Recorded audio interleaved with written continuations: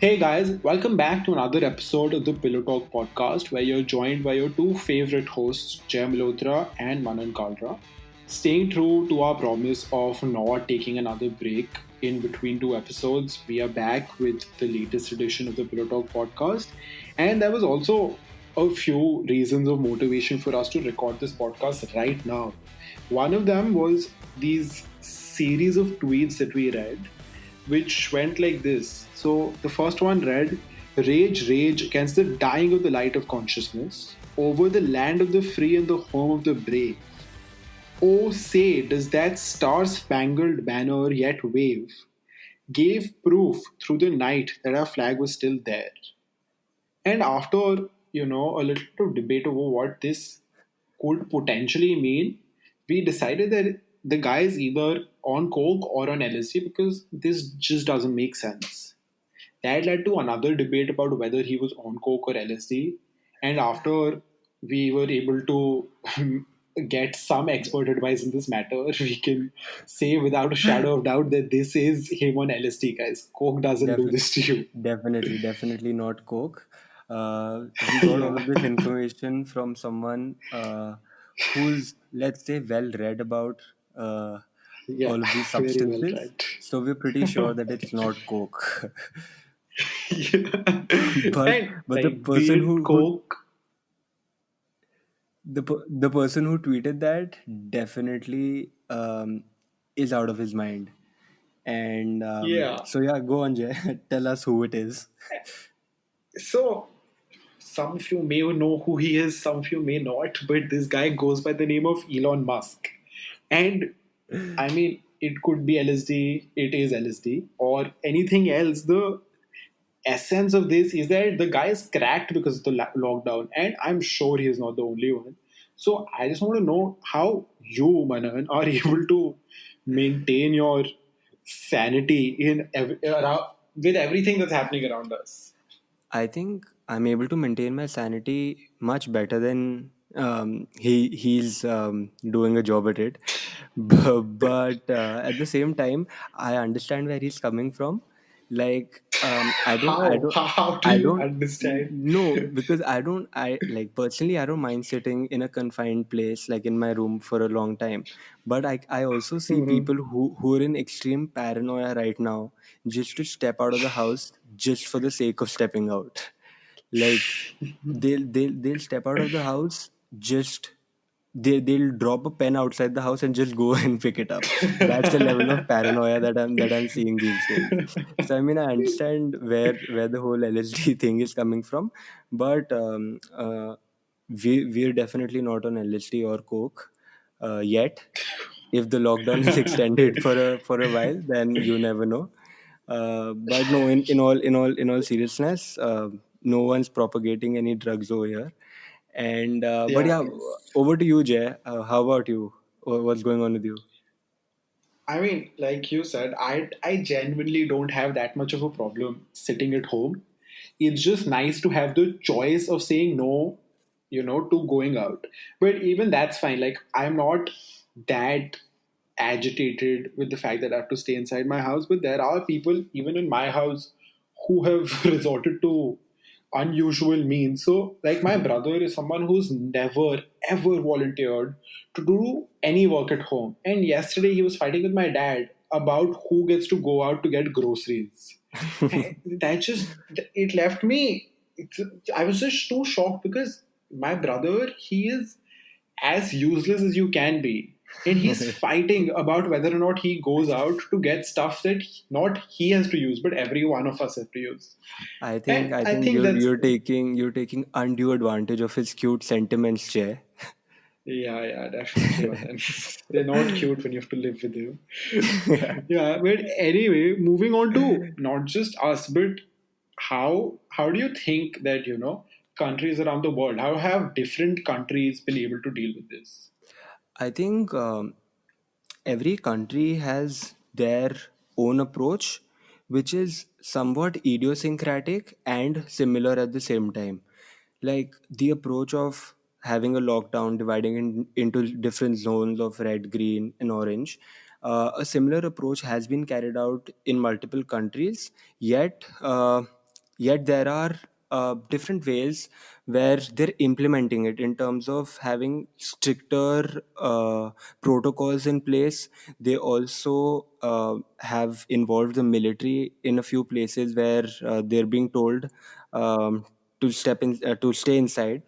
Also, I got this information that in Israel, the cops in the country don't have any like dandas with them.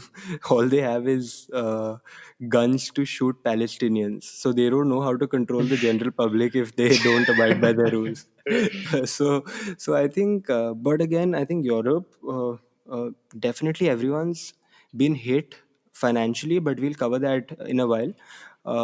But I think everyone is sort of getting the hang of it now, and trying to follow one approach just to like get through with this whole phase of excessive cases of COVID-19. Yeah, and I mean, like you said, the countries have resorted to different means. There was this report, or there was this rumor that had sparked where it said that Vladimir Putin had released lions onto the streets to make sure that Yeah. people stay inside. And even though, like, my natural instinct is to, just push any information of that kind aside, the fact that people said that this is happening in Russia did make me believe it for a while. And honestly, I didn't think it was that unlikely. Even if you look at the US, like it's not lions there, but there are hordes of people who have come out into the streets saying that they don't want to be in lockdown anymore. Yeah. And I don't think they realize how many people have died in their country, so they must stay inside. But I mean, what do you think about what's happening in the US? Again, I think protests, uh, I don't necessarily agree with the idea of protesting, but I understand why they're protesting, and I And understand yeah. why even Elon Musk is propagating the anti-lockdown protest, and why he wants to step out of his house. He's going crazy, but that's besides the point. He really wants people to be able to go back to their work, save the economy, and just generally go back and earn a livelihood for themselves. So I genuinely don't think they're arguing on the wrong subject here. Yeah, I mean, that is a fair argument, obviously, that, whatever is happening is taking away from what you need desperately to feed a family to just sustain yourself. But I mean, one thing that everyone I feel needs to understand right now is that if there is no health, then there is no sustainability, right? If right now you don't protect yourself, then going forward, the very thing that you're arguing about being able to do, you're not able to do regardless of what the circumstances around you are. No, I completely understand where you're coming from, and I genuinely understand both sides of the argument. But just to play devil's advocate for a while, and I was reading about a few articles which were more from the Republican side of the government in the US, where they were actually propagating the anti-lockdown protests, and they did make a little sense to me, and I do understand where they're coming from, because US has had the highest number, like the highest percentage of unemployment they've ever recorded this year, because everyone's had to shut down their business, even though they've made a fund to save small business which is worth, like, I think 500, 600 billion dollars. I think even though they've done Hmm. that, they're not able to implement it very successfully at the moment, but I hope they will. On the other hand, I think this is where Germany has done a very good job. Even they have a fund for about 600 billion euros or something, Yeah, where yeah. Hmm. they've given it to a lot of people to save their small businesses, to basically give out salaries to people who deserve it. That Yeah. that being one point, I think I was listening to one of the interviews of the governor of Texas, and I made a few points on it, and I'll just quickly read them out to you. So this guy, governor of Texas, Greg Abbott, he never really had a complete shutdown in his state, where Mm-hmm. they had manufacturing, construction work, and real estate and churches. They were completely open, but with a limit of people who could work at the same time, right? Go, yeah, yeah. Like, Their mm, policy of the stay-at-home policy that they have, that expired on April the 30th, right? Now they're saying that they want okay. to open Texas up for business as well, which is basically restaurants, malls, theaters, and stuff like that. But another thing is controlling the masses who are entering these places. So they've Mm-hmm. divided it into phases, where they say that the phase one of it would be 25% of the full capacity, where only 25% of the people that the entire store or the entire theater can hold would be able to enter. And if that is successful, they'll increase it to 50% after 15 days, right? This is what I Yeah. agree with, right? That, see, another thing is Texas is not very badly hit. It's not as badly hit as New York City or something else, right? New York City, All Boston, right. places like Yeah. that. So they can do that, right? The other thing that he clearly says that he says that Texas has fewer hotspots and has one of the lowest death rates from COVID in the US, right? But All still, there's right. heavy testing going on. And as the states open up, the testing will increase, because again, when Mm-hmm. people are more likely to get it, they'll increase the testing even more, and there will be a potential increase in the cases. But actually, we have to understand what has to be achieved. What See, the thing Yeah. with COVID is that it might never end, right? Slightly sidestepping from the point a bit, uh, COVID can be controlled by two things: vaccines or herd mentality, or sorry, herd immunity, right? Herd immunity. Yeah. Yeah. Exactly. So how will you achieve herd immunity? Herd immunity will only be achieved once a lot of When people someone is, yeah. gets Mm. immune to that, so that they don't pass it along, right? So Yeah. the initial reason for the lockdown was that they didn't want to overwhelm the healthcare system, right? So once they're Yeah. completely sure that their healthcare system won't be overwhelmed, they only have to basically decrease the risk of high death rates and high hospitalization rates. And as trivial Hmm. as it may sound, that life is, like, it may sound that I'm saying that life is not precious. I'm saying life is precious, but the sole reason for the lockdown was to not bombard the healthcare system with a lot of cases at the same time. So I guess he's right in a sense where he wants to open up the state to a lot of things. What do you think about it, though? So, see, the point about herd immunity, I completely agree with. But apart from that, one thing that I observed as a theme in, whatever statements were made, whatever protests, whatever the protesters were actually saying, and whatever was written in their placards, was that, like even you mentioned, that, the state wants to open up things like restaurants, cinemas, malls. So here the thing is that the upper middle class or the upper economic bracket, this is not where they are employed.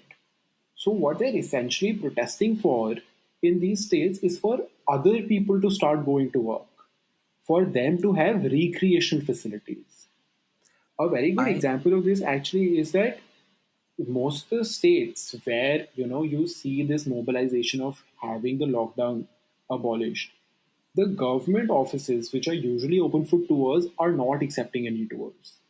So, if you're asking the public to do something, I would expect the government to take similar steps in order to at least set a precedent and, be able to assert a badge of confidence that if we are doing it, then there must be some reason behind it. I think I can see where you're coming from, and I agree with the point that the government should set an example on its own for the people, but disagreeing with the recreational point at a place where, see, a lot of people will carry out these recreational facilities, but you have to understand that this is all happening because they want to get in a lifestyle of going out and doing stuff and basically making their lives go back to normal, right?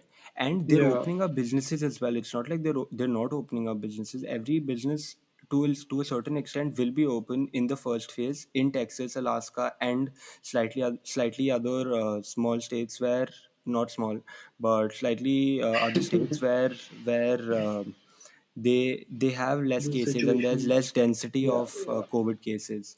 So I mean, Hmm. I do understand that. And also, I was watching an interview from New York City where a doctor was talking, and she said that thankfully, with the help of military and other sources, they were able to increase the critical care facility to three times of what it usually is. And while increasing it, like after increasing it, they are optimally utilized at the moment, right? So they're not understaffed, Yeah. they're not Hmm. overworked, and they okay, they have 300% of the normal, but it's okay, like they have it under control. And they don't have to choose between who to give the treatment to and who not to give treatment to, Not like we to. saw in the Yeah, case yeah, yeah. of Italy, right? So, Hmm. so yeah, they were talking and they said that they have been given the treatment. Like we know that US ordered a huge import of hydroxychloroquine or something like that from India. Hydroxychloroquine, yeah. And Yeah, and they said that if we don't give it, then we will have to face the consequences of what might happen.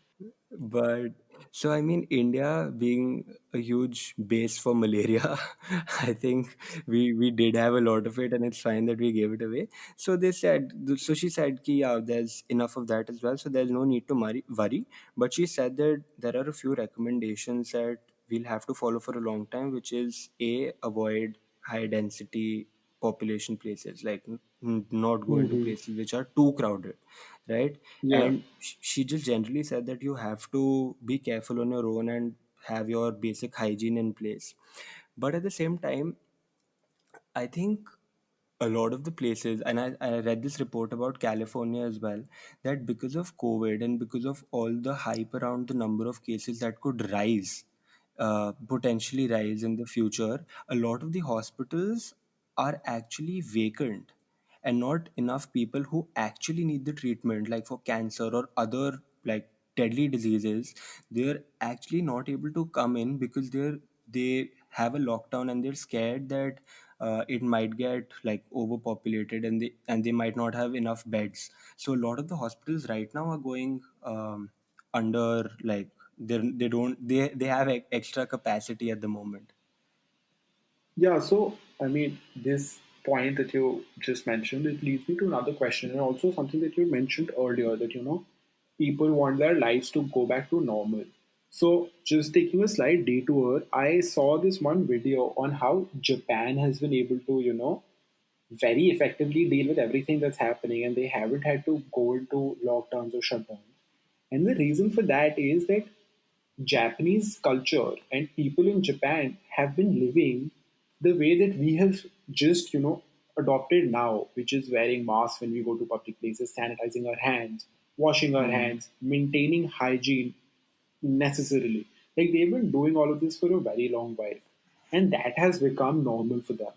So, how do you think, normal is going to change once this lockdown ends or once this entire thing starts to, plateau and then start declining? I think that's a very good question, because I was just about to mention how Kerala in India has done a wonderful job at controlling Yeah. their COVID cases. And I was reading the whole model that they have, and it basically, like, the main point that hit me, like, okay, public healthcare system and all is very good in Kerala. The literacy, Mhm. again, extremely good. So people know what to do, right? What they're supposed to do. Yeah, yeah, exactly. Exactly. But what stood out to me was the decentralization of power that Kerala has. Right? What I mean by that is, in Delhi, if you have an MLA come out and tell you to go inside your house, you would actually slap the MLA, right? Unless Yeah. someone like Modi ji comes out and says ki, listen, get into your house, then you listen. But if an MLA of your area comes, then you won't listen to him. But in Kerala, I was reading, even every village, their own gram panchayat, if the gram panchayat says something, you have to follow that. And that is the Mm-hmm. decentralization of power that I'm talking about. Like, you've given enough power to the gram panchayat to reprimand that person who's not listening to you. And I think that became Yeah. the base of their success, and which has also been implemented in a few places in Rajasthan as well. So I think that change will come in the future as well. I think a very, very That's positive true. change indeed. Yeah, and I mean that is one thing that is going to change regarding the political structure. I have things to add about that, but I'll do that in a while. But I also feel that the way that you and I lead our lives is also going to change, because the apprehension of going someplace, even when I know for a fact that the virus has died down, will continue to persist. Like, even if it's nothing, if I go out and I come back and I start coughing, then my mind is only going to run to one place, which is that shit, now I have coronavirus. And that is, I think, how most of our decisions are going to be affected for a significant period of time. And as you move on to the Yeah, yeah. yeah, and as we move on to the political debate, so I don't know if a lot of us have been keeping up with it, because obviously it's overwhelming to keep reading the news right now. But the thing is that the government has this UAPA Act, which is Unlawful Activities Prevention Act, and under this act, the government is just rampantly, putting people who were part of the entire anti-CAA movement in jail.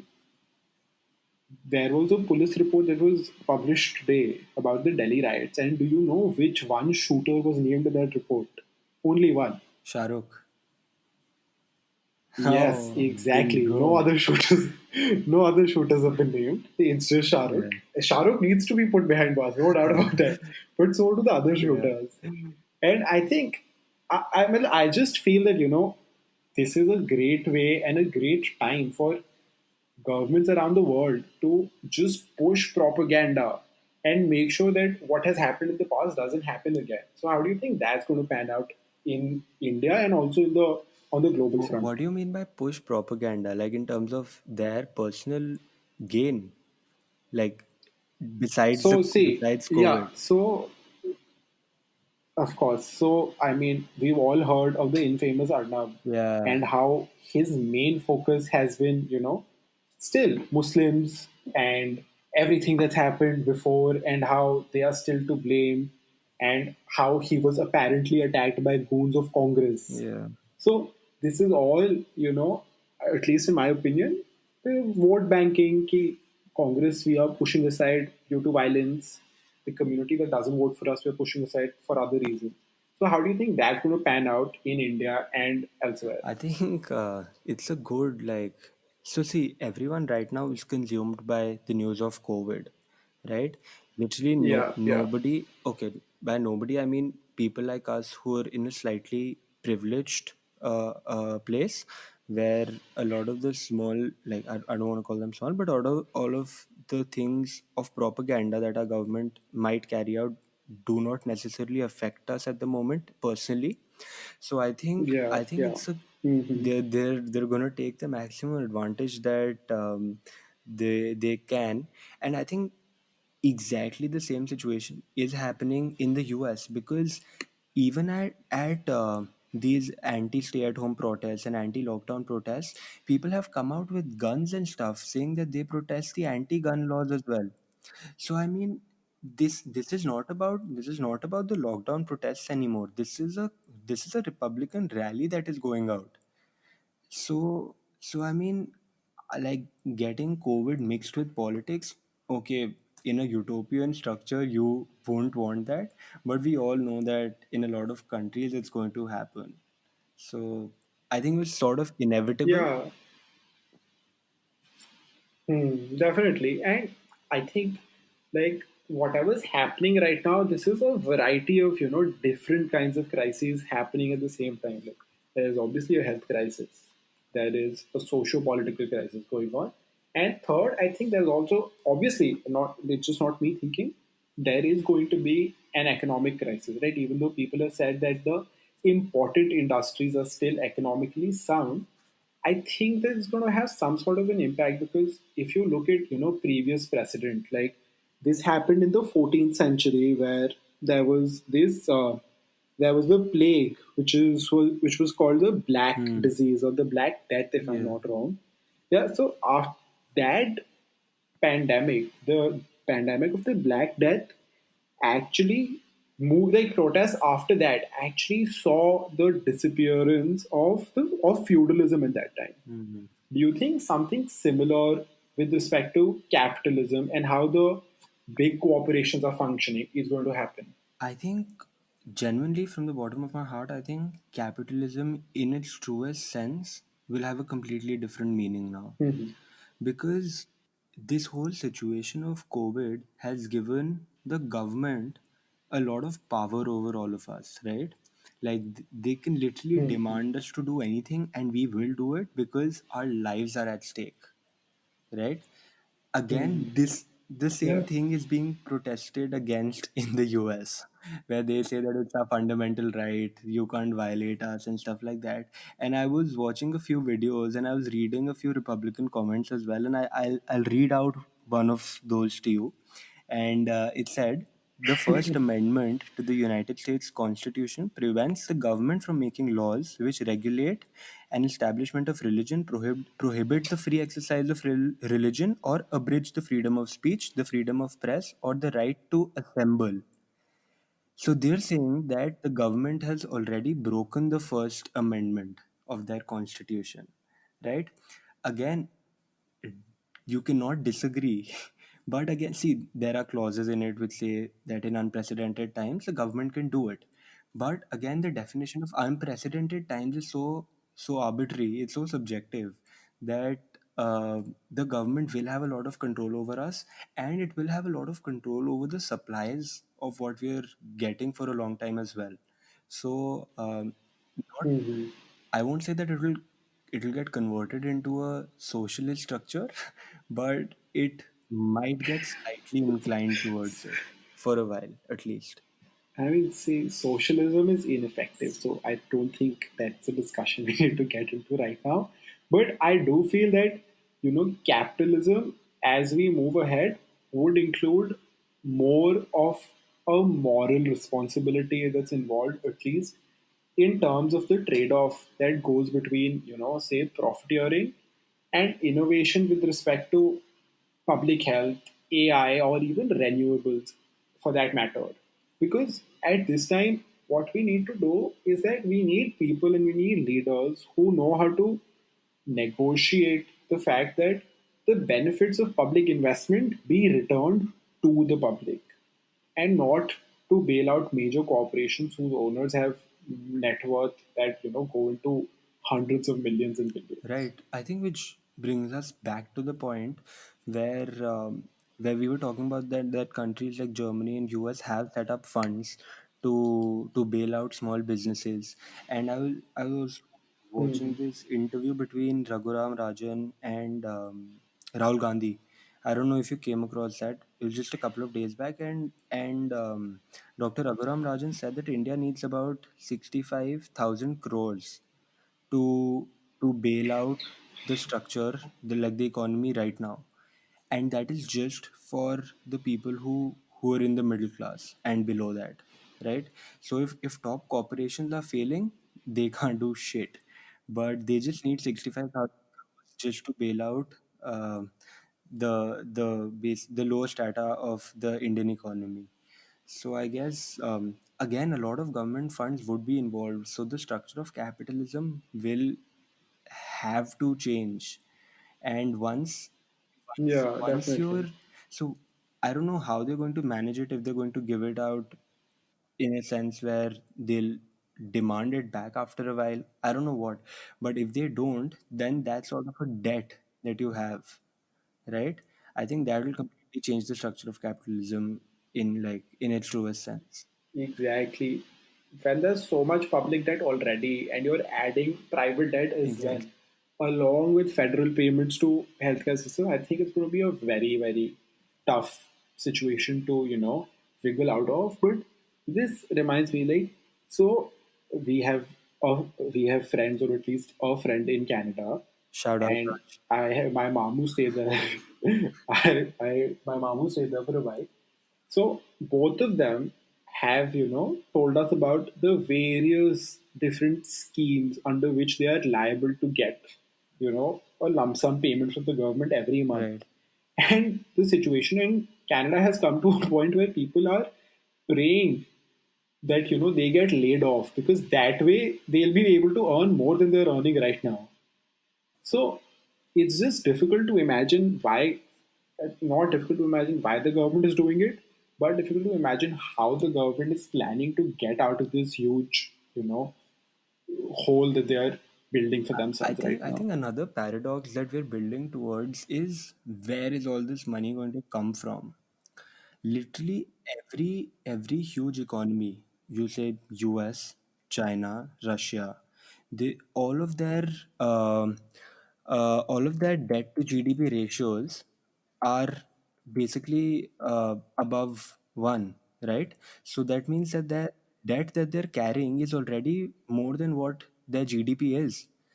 So where is this money going to come from? Where is so okay? You bail out countries with the help of the World Bank and IMF at times, right? But what will you do once none of these countries have enough money to literally pay off their debts that they have, and their, like you said, they have further debt coming onto them. So I don't know where the money is going to come from in the world. Like, are we printing more money? And I mean, all of this, the one thing that stands out to me is that with everything that you mentioned, right, the global order needs to be rectified. And for that order to be rectified, we need to identify one leader in terms of nations, which for the longest time used to be either the US or USSR, and then it just became the US, right? Yeah. But right now, the leadership there, I mean, the leadership's telling you to inject or to drink Lysol and disinfectant. And I mean, he's just saying the stupidest shit that there is to say. And I generally feel bad for Dr. Anthony, who's standing in the background, Yeah. not being able to say what he wants to say. But my point here is that this is a genuine concern that I do have, that even though the Chinese have, the China is where this originated from. But China still stands to be the nation that is going to be, that might potentially gain the most out of this also. Because if in China is already the leader in trademark applications when it comes to intellectual property, in a situation where they bring out a vaccine, Just to add, they license it. Yeah, China is the number one exporter in more than 120 countries in the world right now. exactly. And if they figure out a vaccine, they license it, and they tell the world how to deal with this pandemic, then China undoubtedly, for me, becomes the leader in global arbitration in global affairs. And that, for a country like India, I think it is, a wee bit of a worry. Bro, I think we're not doing well economically anyway. So, Yeah, I mean, you don't know, like, there's no information that comes out which you can trust out of China. yeah. But, it can't be. So, I really don't know how the economics of the whole and the politics of the world is going to play out once all of this is over. And there has been a lot of word about who will be the first person, who will be the first country to bring out the vaccine. And again, brings me back to one of my earlier points is we're in a need for either a vaccine or b herd immunity, because without that Yeah. I don't think this will end. Because let me just end by saying that okay, as risky and dangerous as it may sound, we need herd mentality, and the only way we can achieve herd mentality is when people come together, right? If people don't come Yeah. together, then there will be no herd mentality, and it's as risky, it's as dangerous as it sounds, but it's also the need of the hour right now. Once we're sure that we're not putting pressure on the healthcare system, I think slowly and steadily all of the countries should open up to a certain degree at least, and Yeah. for the best, because see, none of the data is going to matter. because we're definitely going to have a second wave of COVID. We don't know when it will happen, because a lot of the data points that we have right now, they say that it'll end by August or by September. They don't tell us what will happen after that. So Hmm. literally no information that we can actually um, read and say कि हाँ इस दिन तक खत्म हो जाएगा. So again, there's too much uncertainty in the world right now, and I'm praying for the best for everyone, especially for my loved ones. Definitely. And I genuinely don't want any more deaths, and I'm so sick of it. Like, it's too much. Yeah, I mean, it's not a very pleasant thing to wake up to, Exactly. regardless if you know whether or not you know the person personally. Hmm. And I mean, since we've discussed so many things today, we'd love to know what you guys think about, what's going to happen in the future, how this is going to change how you lead your lives. And like always, with all our podcasts, if there's anything that you feel we've missed out or we've said that is wrong, please reach out to us on our Instagram page. And also, this is just a shout out to my own self. I very in a very naive tone, I had said in the first podcast that all of this should be fine by the 20th of April at max. I Lord. could not have been more wrong. Yeah, See, that's why and I'm I saying mean, data I points was are wrong. yeah, and I was pretty confident back then. But now I can't even give you any date when I think that this is going to even improve slightly. So yeah, back to it. Let us know what you think. Let us know what you feel is going to happen, and just reach out to us in case of anything. We'll be back with new episodes next week, and we look forward to hearing from you guys. Cheers, guys. Thank you. Bye bye.